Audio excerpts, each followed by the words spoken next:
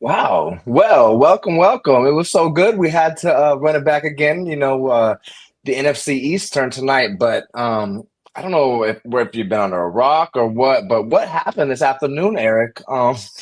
This trade that just got me blown away. I guess what were your first thoughts when the Adam Schefter tweet came across the timeline or you got that notification? Well, when Adam Schefter tweeted that Britton Covey returned to the Eagles as a special teams returner, I was. Oh, are you talking about Michael Parsons getting traded to the Packers? Is it Michael or Micah? I don't know. Jared didn't even know what his name was in the presser earlier. Miguel Parsons got traded to the Packers today. Yeah, And they got the Herschel Walker deal, right? 5 picks. Is that what you heard? five Wait, picks. you said two first rounders and Kenny Clark? All right, I guess they really are trying to stop the run there in Dallas. Absolutely insane. This just threw a wrench in the whole show, but we'll give the rest of the NFC some love, I'm sure. But I guess my first thoughts is it's not enough. Yeah, Dallas frees up, what is it, $24 million in cap space this year. They can't spend it. There's no good free agents left. And Dallas doesn't necessarily spend their money on free agents anyway. They just pay their guys when it's too late or don't pay them. Insane to me, man. It's crazy. I don't know what Jerry and Steven got going on up there. Will McClay, like people don't know who it is. We talk about him on the show every time. He's the director of scouting. Literally should be the GM and run things. But Jerry Jones, if you guys watched the documentary Gambler and His Cowboys, he pointed to the GM in that press conference back in 1989 and said, "I want his job." So he still has it. I think it's time for him to really let the reins go. I don't think this was Steven's idea, obviously. Of course, Jerry's going to say everyone was on board, but we'll see what Donovan Ezaraku and Justin Houston and Sam Williams can do. Of course, it's no Micah Parsons. I didn't like it when they drafted him. If you remember back then, I texted you. I was kind of mad just because of the stuff from Penn State and the whole locker room thing. It's weird. Some of those stories are coming out now. He's doing the same thing in Dallas. So maybe getting that cancer out and just seeing Green Bay's like tweet to Kenny Clark. Kenny Clark is an awesome pro. He's been in the league a decade now. So we'll see what it is. What are your thoughts as the NFC East as a whole, other than the Cowboys, really? Of course, we have the reigning Super Bowl champs, Super Bowl MVP Jalen Hurts, your team, the Eagles. Of course, Offensive Rookie of the Year, my boy Jaden Daniels.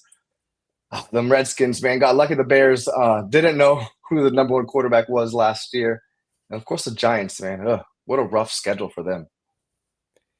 Yeah, man. It's so I have one thought on the Cowboys trade before we touch on the other teams. And immediately when these trades happen, right, we instantly want to do the who won the trade, who was it good for, who was it bad for, right? And everyone's kind of instant reaction was, like you said, two first for someone I think could be, the best player in the NFL, top five, whatever you want to call it.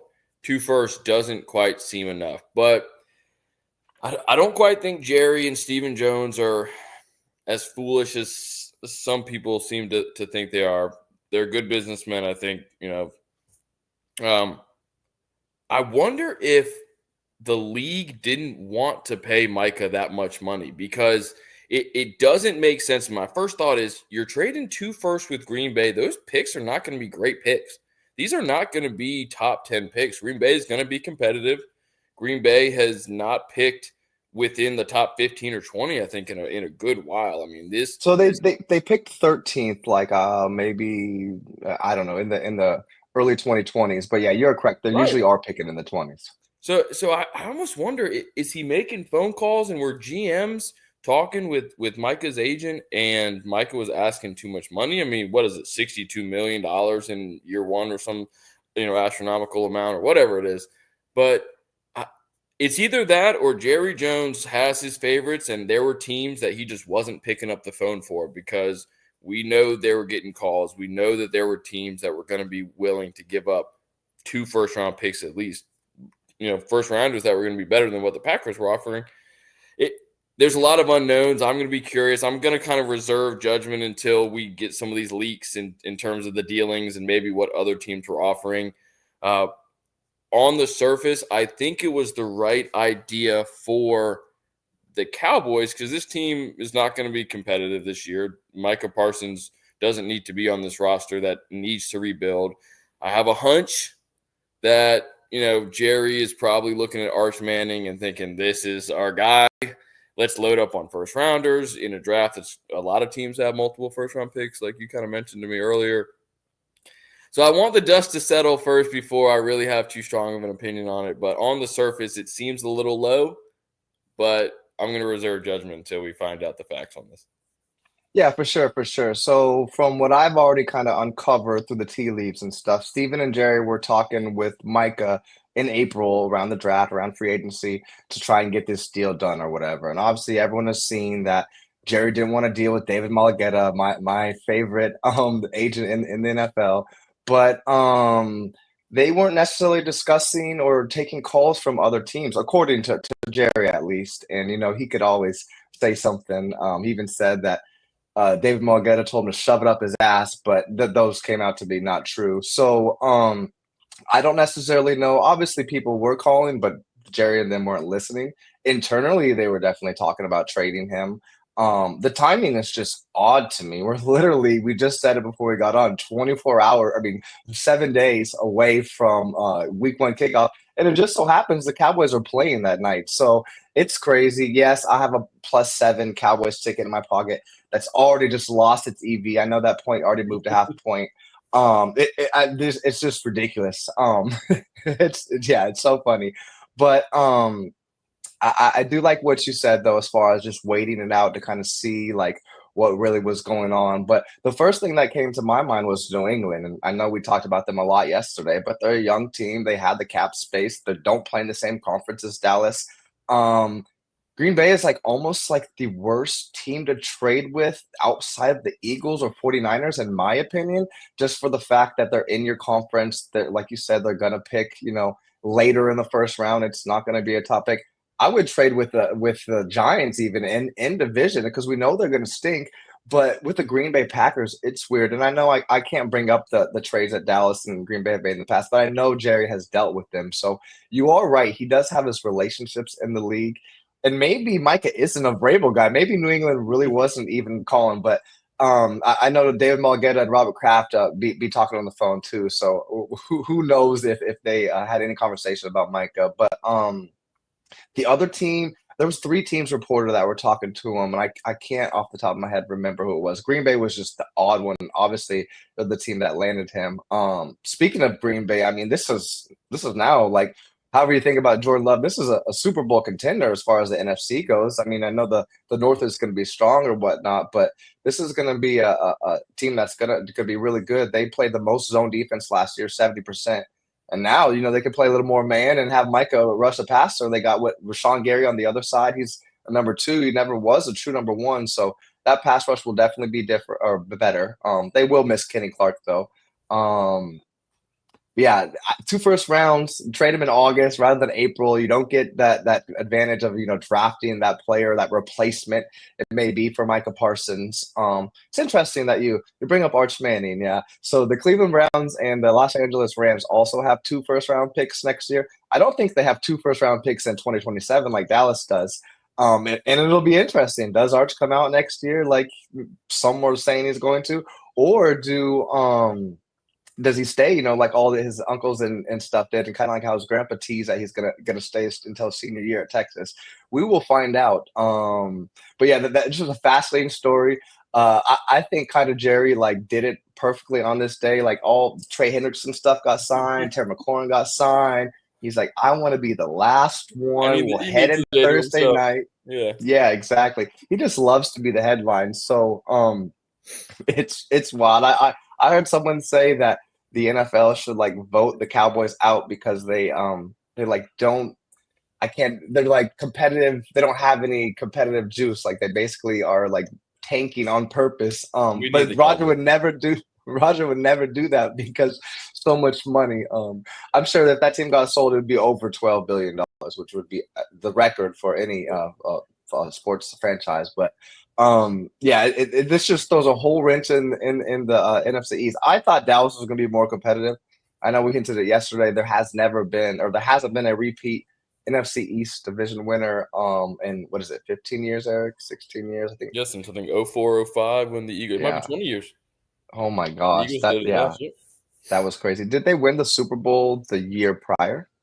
Do you recall The that? Eagles lost That's what it to was. they had New England. lost in the championship, lost to the Patriots in the Super Bowl. That was the last kind of repeat, and then they kind of fell off. But yeah, Yep. speaking of the Eagles, I didn't really have this was funny enough that the team I had kind of written the least amount of notes on. I don't think there's much to say. I think returning the bulk of their offense, um, returning most of their starters on defense, a few pieces. CJ, GJ left, Darius Slay's left, but they've got kind of a crop of these second year guys.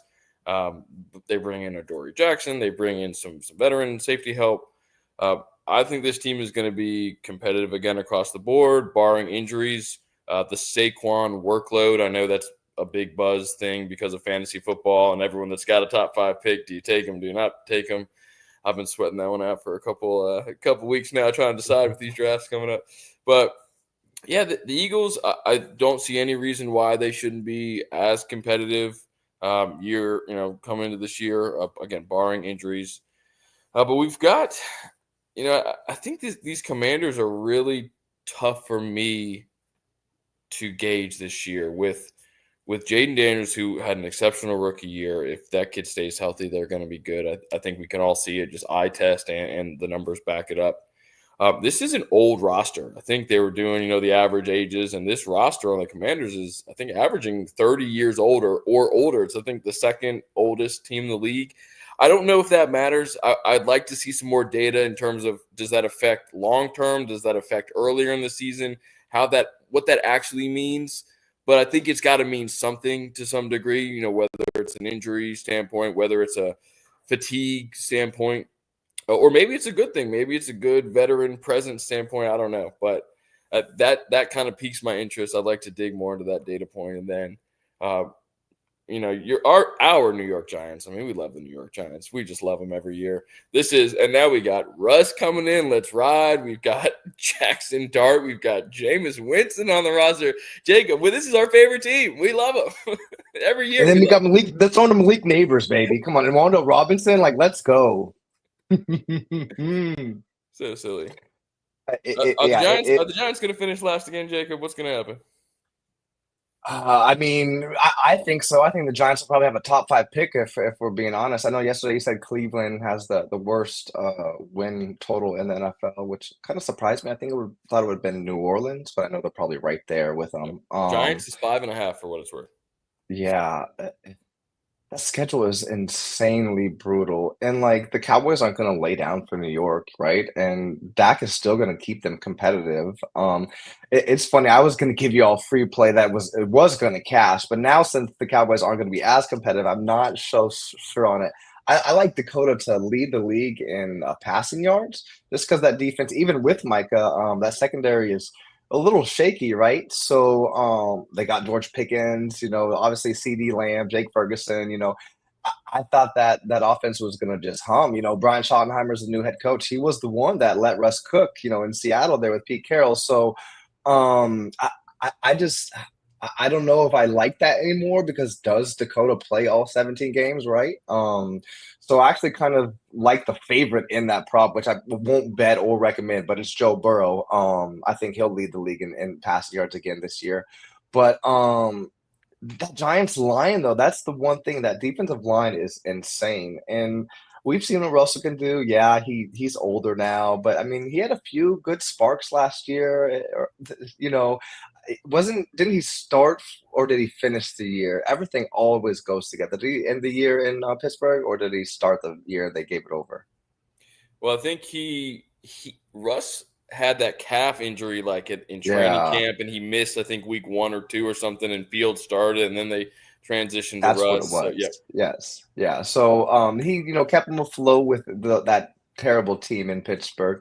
But I mean, he goes to another terrible team. I guess we'll just have to wait and see. Malik Neighbors is a top 3 receiver, though, in the league, besides Justin Jefferson and Jamar Chase, in my opinion. And that's not me just being the LSU bias. I really think this kid is legit. Like, look what he did last year with the quarterback play he had. So Yeah, the Giants will be a fun team to like play against in fantasy, and I think it could be kind of funneled to Tyrone Tracy, Malik Neighbors, Wandale Robinson, and Russ got that moon ball, so those highlights will be fun. I think the Commanders. Go ahead.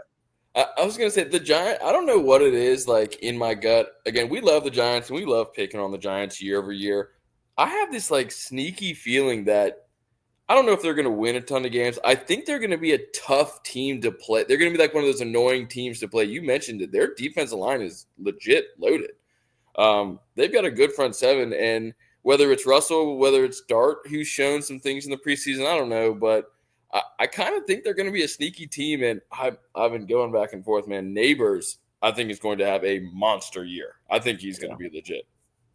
Yeah, both rookie LSU rookies from last year receivers, like Brian Thomas Jr. is too. We talked about that yesterday. I like both of those guys in the back half of the first round, beginning of the second round in your fantasy drafts.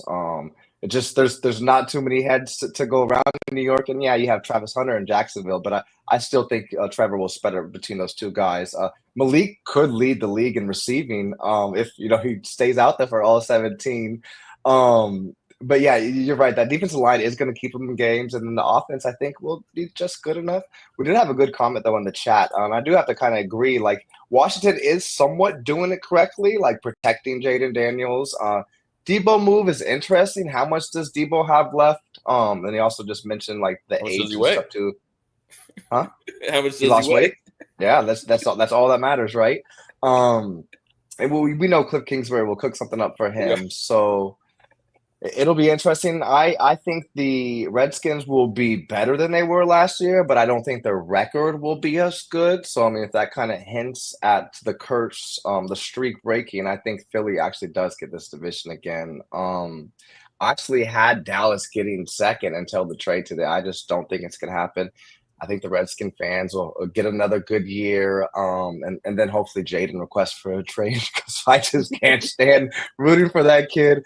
But yeah, so I guess we can move on to the West unless you got anything else for the NFC East. No, the only thing that stuck out that I hadn't touched on is when I'm looking at these depth charts, I don't know what it is about the Commanders like offense. It seems like such like a bizarre crew of players. Obviously, Jaden Daniels is what he is, but it's like this kind of aging. Even though he just got paid, but he's older than we think. Terry McLaurin on the outside. You've got Debo, who everyone's used to be in love with, and now he's too slow and too old. And you've got No Yak Zach, who's old, but he'll go out there and catch 9 passes in these random games. You've got the corpse of Austin Eckler, and then you've got this these kind of weird shifty running backs.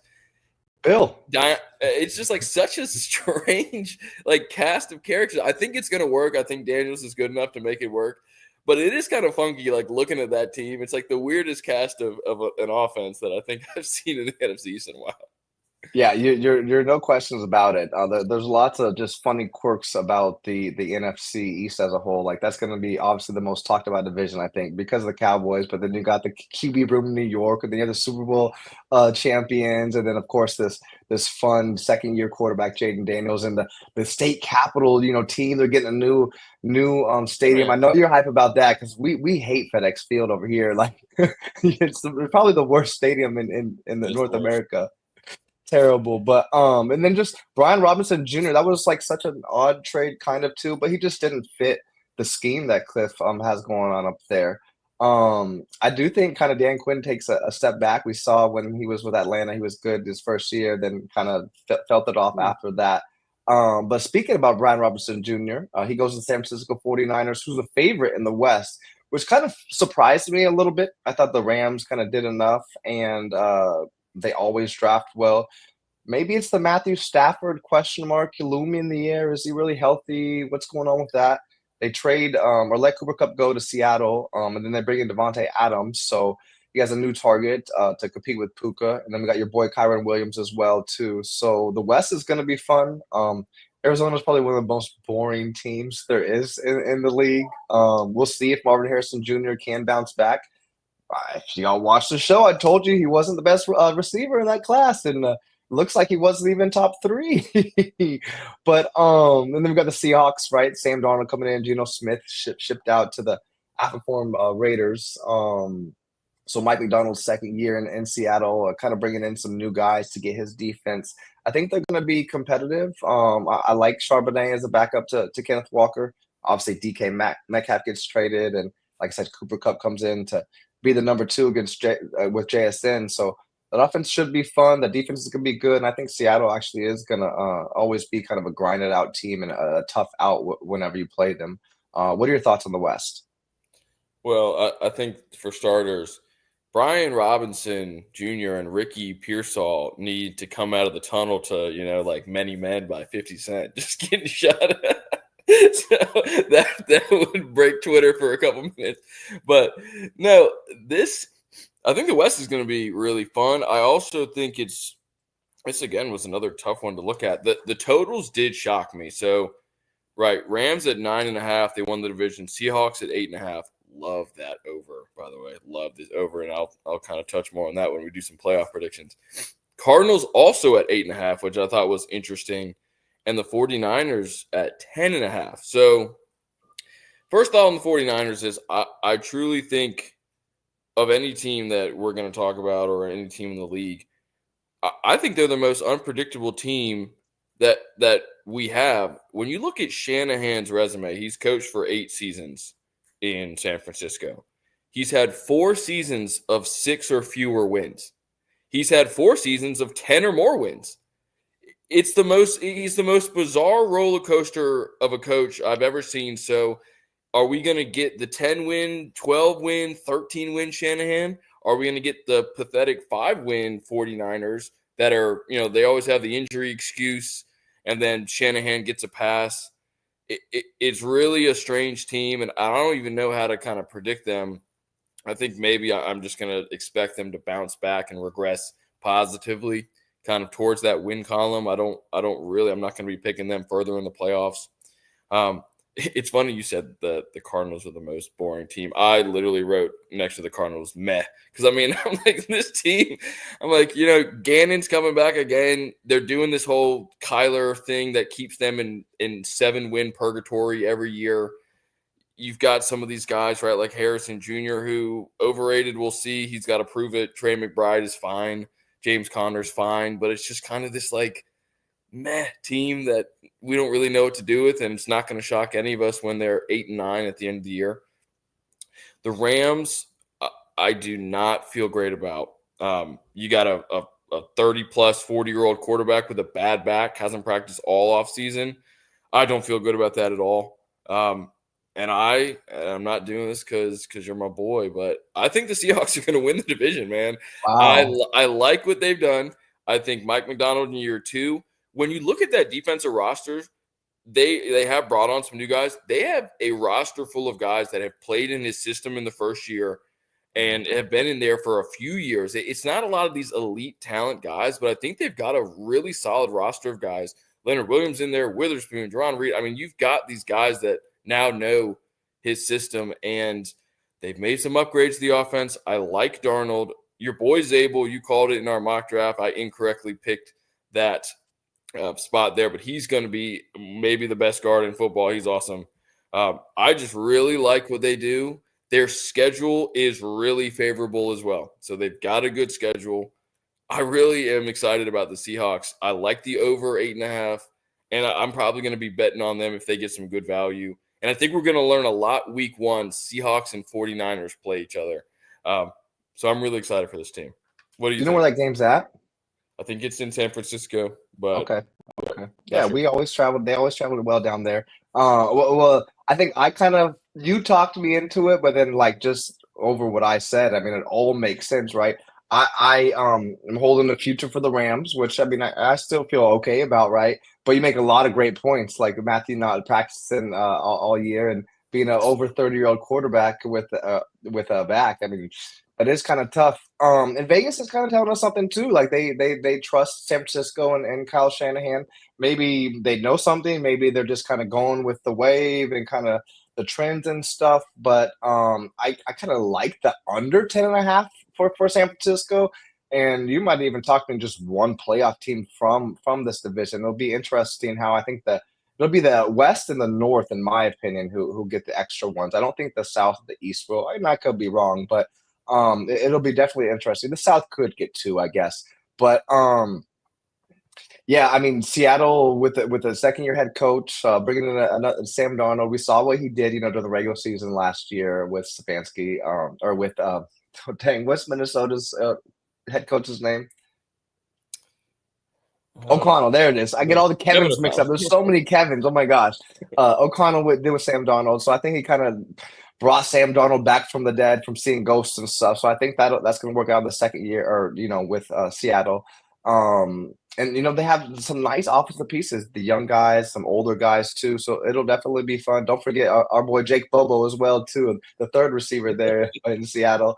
And then the biggest weakness was the offensive line. So getting Zabel in the first round was huge. I mean, he could play all five positions if needed. I do agree with you. He's going to be a 10-year vet at guard and be able to lock down that side of the ball. So it'll be a fun division, even with one of the meh teams in there. But we can go to the South, though, where I know Eric never likes this division because I honestly don't know what it is, right? These Southern games are always fun. And, I was down, and I always talk about this. I was down in Atlanta, and when the Saints come march to the town, man, those games were always lit. They bring their etouffee and their gumbo or an alligator, whatever it is, and those games are always fun in Atlanta. But we got the reigning champs of the South, Tampa Bay Buccaneers. They lose offensive coordinator, so it'll be interesting what Todd Bowles, who he brought in. I can't believe I blanked that, but I'm sure you have that on your notes. And of course, Michael Penix, my guy from like Jake Grizzard or something. Okay. Something Grizzard. I don't feel the name itself does. I don't feel good about. So yeah, one of these young offensive coordinators coming up, I'm sure, right? All these new guys' names are funny. But yeah, so and then obviously the Carolina Panthers, Bryce Young, this is his third season. He got benched last year, then kind of came back and kind of showed spark. They traded Adam Thielen. Obviously, they got Tedero McMillan in the draft, and everything out of camp. They're saying he's legit. I know we were kind of down on him, but it'll be interesting how Bryce and team do down there.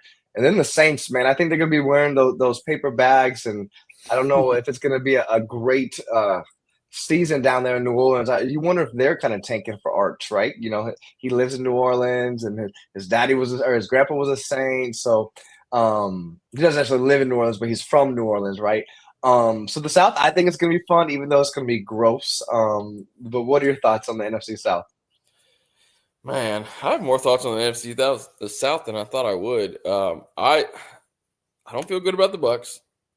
I don't know if it's like Cohen leaving and me just never believing in Todd Bowles. The guy is only 27 and 24 in Tampa. He's 53 and 65 as a head coach in the league. I've never thought that he's been a good coach. He probably some bias from his time with the Eagles. Just never thought he was a great game plan, and thought he's kind of gotten carried by some good offensive coordinators. And the Bucs were 10-7 last year, and people kind of treat them like they were some 13-win team, and Baker was riding this. I think we need to kind of come back to reality on the Bucs and put them in the context that they weren't some super awesome team. They beat the Eagles. I get it. The Falcons are, I thought, really interesting from a win total standpoint. I thought there would have been some more excitement on them. Their over-under was 7.5. So I don't know if that's people down on Penix, but we watched this kid be awesome in college for a number of years. He had some injuries. He was awesome at Washington, and then I think he showed a lot of spark coming in there at the end of the season. I think this team didn't they take the Washington to overtime kind of there at the end of the season? Could have won that game. So I think they're a really exciting team to watch. The Panthers, again, are they going to continue I don't like the word momentum in sports, but the momentum. So final 9 games, you touched on it, they kind of got hot late. They were 4-5 in their final 9 games, including 2 of their losses, 3-point loss, I think a walk-off kick to the Chiefs, who beat them. They had a 6-point loss to the Eagles, and they were kind of neck and neck that entire game. So they were really putting a good string of games there at the end. You've got Canales in year 2. And then Young, I don't want to say this kid's on the hot seat, but he got benched for Andy Dalton. They bring him back. He kind of gets hot. He's in year 3 now. but I don't get the sense that they're really like tied to Bryce Young. If he comes out and struggles early and we start 2-6, 2-5, and the fans are getting antsy, I don't know if it's an Anthony Richardson situation, but it could get a little wild there in Carolina. And then you touched on it, your Saints. It's Spencer Rattler. Spencer Rattler's your quarterback. Their over-under's at 4.5. I think it dropped down to match what Cleveland's is for lowest in the league. That team's going to be a disaster. I think you nailed it. They're looking to tank. Kellen Moore will get his guy next year, and they'll just look to move on next year. This will be a tank year. Yeah, I think in our mock draft we can pencil in quarterback for them, whether it's Lenore Sellers or Arch Manning. Not a Tyler Shug fan, Jacob? No, I can't say that I am. Isn't he one of the older quarterbacks too? 26, something like that. Yeah. Yeah, it's funny. Jake Hayner, Tyler Shock. It's just crazy. I like Dart, man. I know we kind of skipped over him in New York. You mentioned him, but I kind of wish they would have won Jackson Dart. I mean, kind of looking like Kellen Moore size. I don't know. Just I thought that would have fit Kellen Moore rather than what they did. But yeah, I definitely don't think the Bucks will win that division. So I think Atlanta actually wins the South. I think Tampa Bay probably squeaks in the wild card, though. I guess that just leaves us the North, right? Another great competitive division that just got better today with a Micah trade. If y'all didn't missed the beginning of the show, yeah, we broke Micah to the Packers. But, we got your other team in here, the Detroit Lions. Obviously, our another favorite quarterback of the show, Caleb Williams. Ben Johnson, the coordinator from Detroit, everyone's favorite offensive coordinator, is a new head coach in Chicago. Does he fix Caleb? How's that going to look? They also revamped their whole offensive line. So short arms Joe Tooney goes there from Kansas City. This division is going to be fun, man. Minnesota also, JJ McCarthy, what was his Achilles in training camp last year? We never got to see him. So we'll see if he's the truth. Their win total's high. I'm sure you're going to go over that. And then obviously Detroit Lions won the division last year. It's going to be tough for them, though. I think they might have the defensive player of the year on their team. But we'll see if he can stay healthy. I love Aiden Hutchinson. I think he's going to have an awesome year. They did fix their defense a little bit. But first, I want to, how do you think losing both coordinators, Aaron Glenn and Ben Johnson, is going to impact Detroit? Does Dan Campbell bring in two new guys that are just going to pick up right where they left off? Or what are your thoughts on Detroit first off? So I like we've been talking sports for 15 years now together. What was it? 10 years, I think, together now. And I like it when we kind of sync up. I don't know if we can see it written here. I've got Aiden Hutchinson, Defensive Player of the Year, right here on my notes. All the buzz, all the hype is truly Hutchinson has been a monster. And I think kind of, combined with the comeback element here, I think he has a real shot to be the Defensive Player of the Year. He's going to have an awesome season. So the coordinators are interesting. Glenn, I like the guy. I think he was a good morale guy. The players loved him. I think from a scheme perspective, that wasn't the strength of their team last year. So I don't know how much of an impact Glenn will be. Ben Johnson, obviously, offensive coordinator. They had a great offense. That seems to be the big loss. Now, I was doing more research on John Morton, who's the new offensive coordinator that I probably should have. So John Morton, let's do a little summary on John Morton's career. He most recently served as a passing game coordinator for 2 years under Sean Payton in Denver. He had been with Sean Payton in New Orleans for many years under the Drew Brees, regime. Prior to that, he was under Pete Carroll from 2007 to 2011 in USC, coaching in their passing game and offensive coordinator with Mark Sanchez. Matt Barkley put some really good offenses there in college. This guy knows how to coach an offense and is coached and learned under, again, Sean Payton, who you could argue is one of the best offensive passing game, minds that we've ever seen in the league.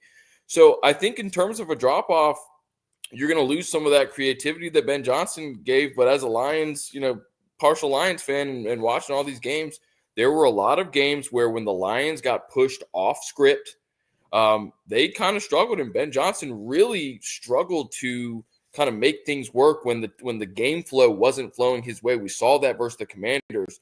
A little bit of getting bumped off your spot, some mistakes early, and he couldn't really rebound. And next thing you know, he's having Jameis Williams throw passes on third down. Jameson Williams. So I think it's going to work out. It may be one of those things that takes some time a little bit early, but I do think that I'm going to trust the body of work that Dan Campbell has put out there. He's going to kind of have a little bit of a prove-it year. The same team is here, but what do you do without your coordinators? Was it the coordinators or was it you, Dan? So I think we're going to see it there. We're going to learn it, from them. The Vikings are going to be really interesting. Over under at 8.5. I don't think that they let Sam Darnold go just as easily as they did if that front office and the coaching staff didn't think J.J. McCarthy was going to be okay. I didn't love J.J. McCarthy out of college. I don't think you were super high on him either. But, I'm going to kind of trust that, if they really think that this kid was good enough off an Achilles injury to be their starter and just let Darnold, who had an amazing season, just walk, I'll kind of trust it until I don't see it, and I don't really have too many expectations. So that's kind of going to play out how it is. The Packers, man, this big splash, obviously. The Packers are funny. Looking at their roster, man, I've never seen a team with more like number 2 and 3 wide receivers across the board. Just no number 1 receiver.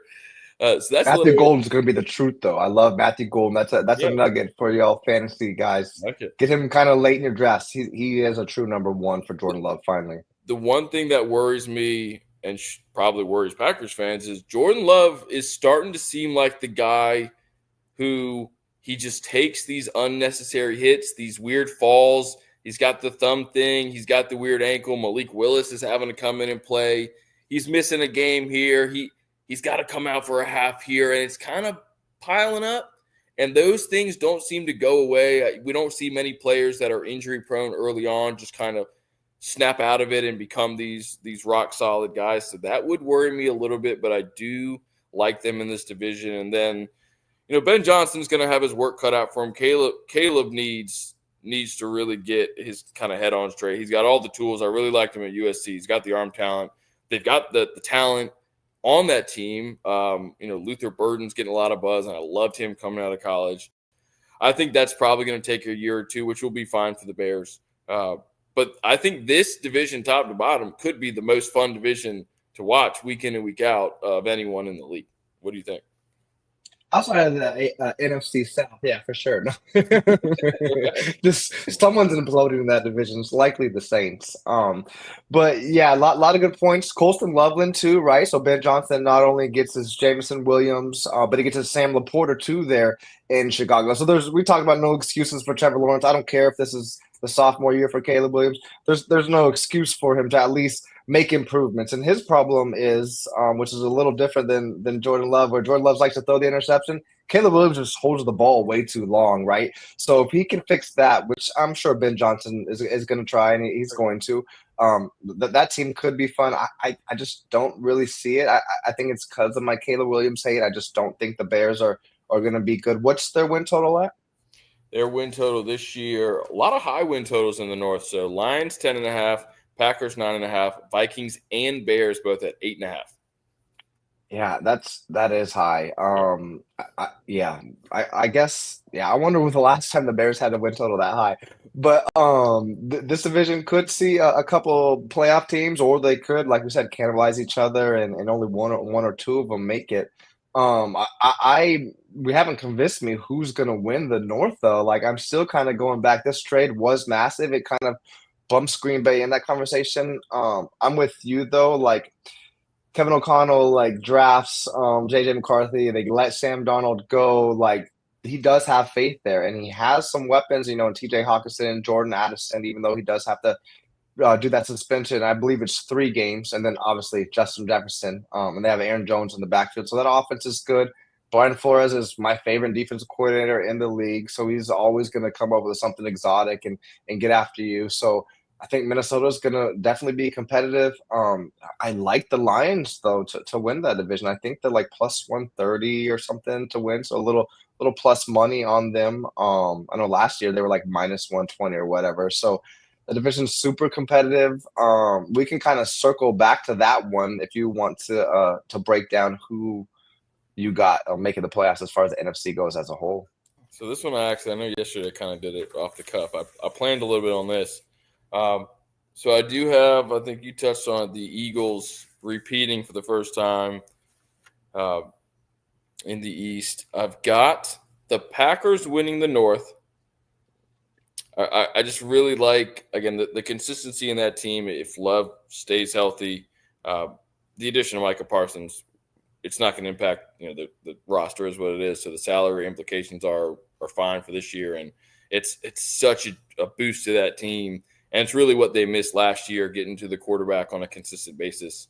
I do like the Falcons to come out of the South, and then your Hawks to come out of the West. So, and I've actually got the Seahawks as the number 1 seed. I feel, I don't know what it is, man. I don't know if we've just had some good vibes here, and the schedule is great again. So I've got Seahawks, Eagles, Packers, and Falcons winning their respective divisions.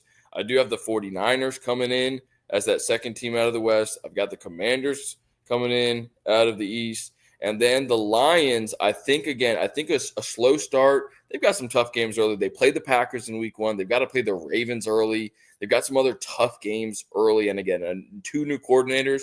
Sometimes we see that stuff figure it out, but they've got enough talent, enough smart players on their team that maybe they're a back half of the year team that figures it out. So that's my 7, and then we can talk about who we've got in the championship game. Yeah, so you've definitely convinced me on Seattle.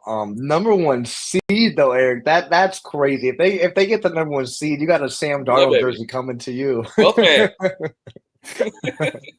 That is awesome. I wasn't sure if you were gonna go with the Falcons, like me as well too. People probably think we go over this and go back and forth all week long, but you hinted that early. We don't at all, and it's crazy that we have the same defensive player of the year. It's just like you said, our chemistry is just unmatched. But and then I also agree with you. I got the Eagles winning the East for the first time in 20 years. I will kind of be a little contrarian though. I think that Detroit is going to win the division. I still really like them. And then I got the Rams as a wild card team. And then I'm going to go with 2 more NFC North teams. I think I think the Vikings and I think the Packers get in there. So off the top, it's Seattle, Atlanta, the Lions, and Eagles. And then the Rams, the Packers, and the Vikings. And you had the Bills making the Super Bowl. That's correct. And I had the Broncos yesterday. Mm-hmm. Yep. So because you hit on the Rams whenever they beat Cincinnati. So please don't say Buffalo's winning. Who is beating Buffalo in Super Bowl 60, Eric? No one's beating Buffalo. Sorry.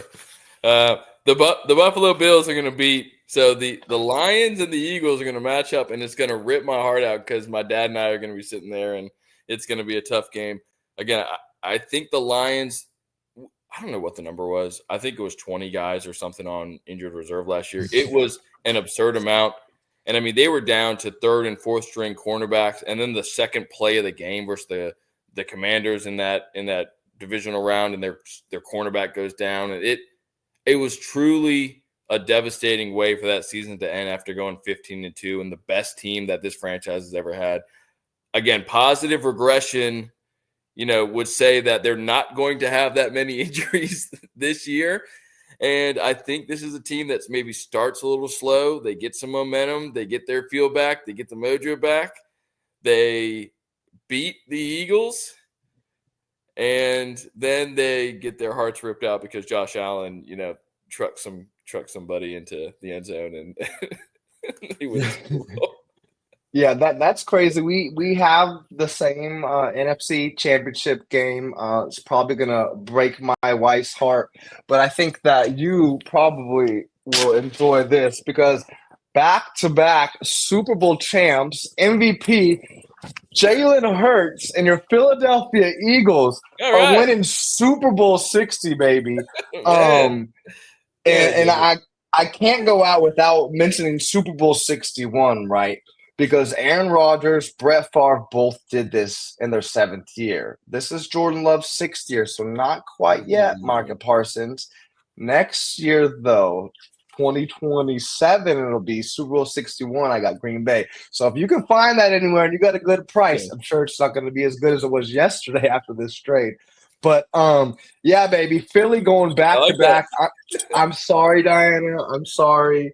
But yeah, that was great. I know I sneaked my MVP in yesterday. You snuck in a defensive player of the year. Do you have a MVP though, kind of in mind after these 2 days we've been talking?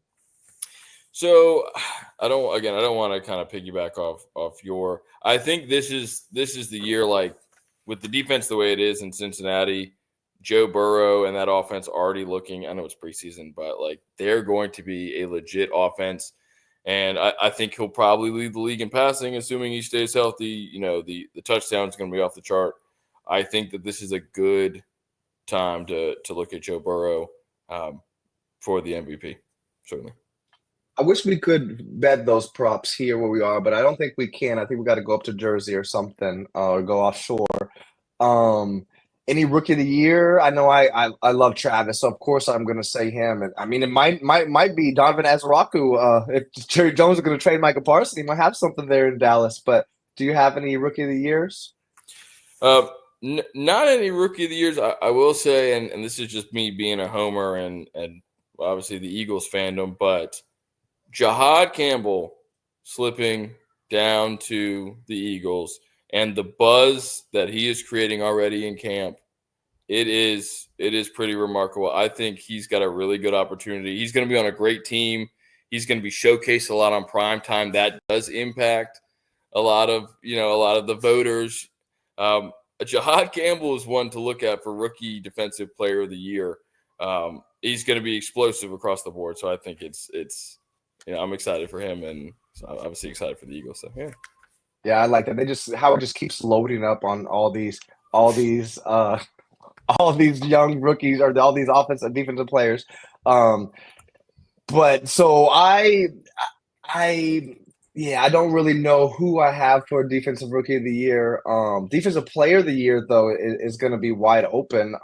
I think it might be Micah. And it's going to break my heart if it is. Obviously, we see my wife in the chat. We know who she is. Um, but I guess it would be awesome if Shamar Stewart won Defensive Rookie of the Year just after not having so many sacks in Texas A&M and the whole contract holdout and just all this backlash for the Bengals and whatnot. You got Trey Hendrickson on the other side. Maybe he gets double teamed, a little bit more attention to him, and Shamar Stewart just shows out. And he's going to be on prime time too. Speaking of prime time, we get week 4. The Cowboys host the Green Bay Packers. Man, if they don't go after Jordan Love to get those picks, a little bit higher. No, but it's gonna be a great season. I guess I already gave out +7 the Cowboys, and that's just stale as it can be. I don't know if you could find this, but I single game parlayed Eagles 23.5 over points with Dakota over 220 passing yards. I think he's just gonna be chucking the ball. He's gonna lay his balls all over Philly, but Philly's still gonna win by 2 touchdowns somehow. How do you like that one though, Eric? I think it was like +112 over on DraftKings. I like that. The Eagles are going to score a good amount of points. The entire offense is healthy. Dak usually plays good football against the Eagles. I do agree when they first released the lines for week 1. I circled that. I mean, it's the perfect game to take the points. It was the perfect game to take the points with Dallas. The Eagles are going to have their ring ceremony. It's the opening Thursday game. There's going to be a lot of this celebratory feel. The Cowboys were coming off a tough season. Dak has played well against Philly historically. It was just lining up to be a really good Cowboys bet. Again, I think some of the juice has kind of left the building with this Micah trade. I still think it could be a competitive game. Again, the Cowboys, I think, will put up a good amount of points. So I do like that bet a lot. I do. Yeah, you made all the good points. I'm pretty sure I've hit this the last 2 years. I'm pretty sure it was Detroit 2 years ago. I think the number might have been seven against Kansas City, or maybe it was 3.5. I don't know. And then last year, who did Kansas? Was it Baltimore that Kansas City? Pretty sure Kansas City won the game, but it was 3.5, and Yep. Baltimore covered. So yeah, That like was you the said, this Isaiah is Likely toe on the end zone catch at the end to lose. it Yep. sure was. It Yep. sure was, man. Lamar Jackson and his bad luck with his tight ends, man. Oof. But yeah, anything else to close this out?